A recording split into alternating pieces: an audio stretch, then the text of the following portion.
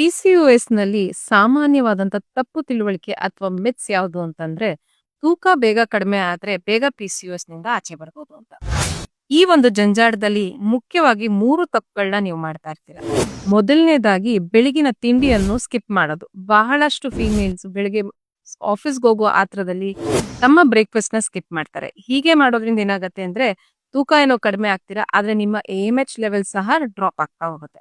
ಎರಡನೇ ತಪ್ಪು ತಿಳುವಳಿಕೆ ಅಂತಂದ್ರೆ ಎಕ್ಸ್ಟ್ರೀಮ್ ಆಗಿ ಡಯಟ್ ಮಾಡೋದು. ಬೇಗ ತೂಕ ಕಡಿಮೆ ಆಗ್ಬೇಕು ಅಂತ ಅಂದ್ಬಿಟ್ಟು ಊಟ ತಿಂಡಿ ಬಿಟ್ಬಿಡೋದು ಅಥವಾ ಬರೀ ಫ್ರೂಟ್ಸ್ ಅಥವಾ ವೆಜಿಟೇಬಲ್ಸ್ ಅಲ್ಲಿ ಇರೋದು. ಹೀಗೆ ಮಾಡೋದ್ರಿಂದನೂ ಸಹ ತೂಕ ಕಡಿಮೆ ಆಗ್ತೀರಾ, ಆದ್ರೆ ಎಗೇನ್ ನಿಮ್ಮ ಎಗ್ ಕ್ವಾಲಿಟಿ ಅಥವಾ ಓಮ್ ಕ್ವಾಲಿಟಿ ಡ್ರಾಪ್ ಆಗ್ತಾ ಹೋಗುತ್ತೆ.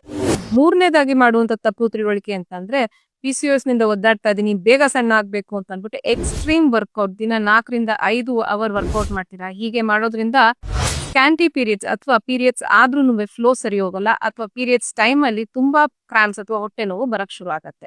ಆಯುರ್ವೇದದಲ್ಲೂ ಸಹ ಹೇಳೋದು ಅಂತಂದ್ರೆ ಅತಿ ಲಂಘನಂ ರೂಕ್ಷ ಕಾರಣಂ. ಯಾರು ತುಂಬಾ ಲಂಘನ, ಯಾರು ತುಂಬಾ ಫಾಸ್ಟಿಂಗ್ ಮಾಡ್ತೀರಾ ಅವರಲ್ಲಿ ರೂಕ್ಷತೆ ಜಾಸ್ತಿ ಆಗ್ತಾ ಹೋಗುತ್ತೆ. ಯಾವಾಗ ರೂಕ್ಷತೆ ಜಾಸ್ತಿ ಆಗುತ್ತೆ ಆಗ ನಿಮ್ಮ ಸಪ್ತ ಧಾತುಗಳಿಗೂ ಸರಿಯಾದ ಪೋಷಣೆ ಸಿಗಲ್ಲ.